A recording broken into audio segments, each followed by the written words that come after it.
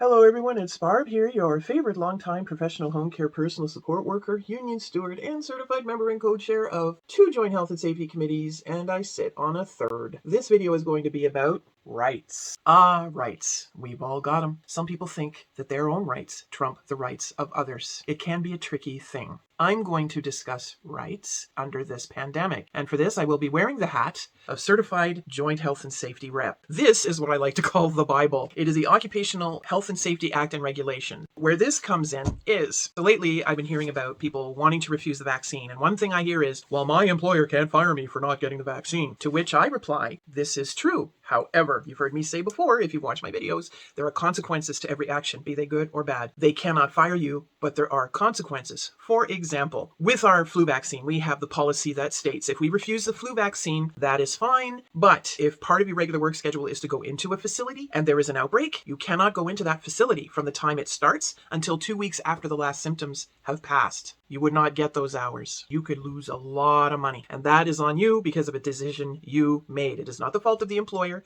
It's the policy. It's not like we don't know. Now, we don't have a policy on the COVID-19 vaccine yet. They are working on one. But I am thinking it may be similar. Right now, if you refuse the vaccine, you must provide education, after which you can still refuse it, but again, that's on you and the consequences that come with it. Now, another right I hear people talking about is, well, they don't have the right to ask me if I've had it, or I have the right to not say whether I've had it or not. Well, there's a saying I've been using a lot lately. When I was a kid, I was a big Trekkie, and my first love was Spock because he was so scientifical and logical and emotionless for the most part. And in the second movie, there was a statement made at the beginning of the movie, which Spock repeated at the end. He says to Kirk, the needs of the many outweigh the needs of the few, or the one. And I'm a firm believer in that when it comes to something like this. You see, I don't have a problem saying I'm fully vaccinated. I actually go into my patients and I make it a funny point. One of the first things I said, hey, I'm Barb, blah, blah, blah, and I am fully vaccinated. And we get a good laugh. I take a superhero kind of pose. I also don't have a problem if people ask me. I don't understand why some people do. Different people, different ways. I just can't wrap my mind around it. And that's okay. I'm not going to try because I'll just wear myself out. Now, when it comes to rights, there's a couple of different rights here. There's my rights as a worker, and there's the patient rights. As a worker, I have 3 basic rights. The first right is the right to know of a hazard. The employer, if they know of a hazard and they're going to send me into somewhere, they need to let me know. So I can decide if I refuse or if I think I'll be okay to go in. There's the right to participate, which means reporting hazards, assisting in the creation of policies with health and safety. That's what I do on behalf of my fellow workers being on the committees. The third right is the right to refuse any work that I think may be hazardous to myself, another worker, patient, or if there's faulty equipment. Now, having said that, when I go into people's homes, it is their home, but it is also my workplace. And patients have their own list of rights and responsibilities. And these 3 rights are in their list of rights. They have the right to know what's going on, who's coming in, what I'm about to do. They have the right to participate in the creation of their care plan and what they will allow me and not allow me to do.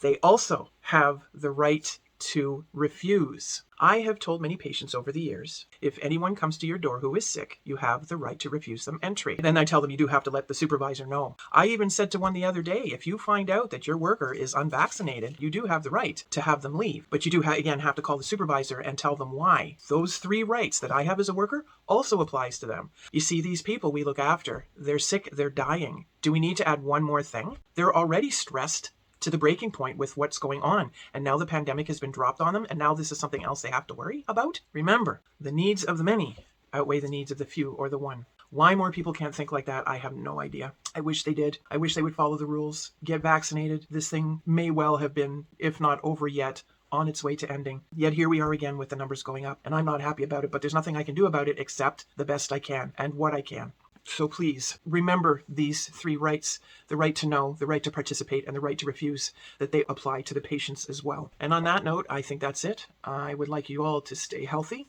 stay safe, stay hydrated, and get your vaccine, unless there's a medical reason why you cannot. I'll see you on the flip side.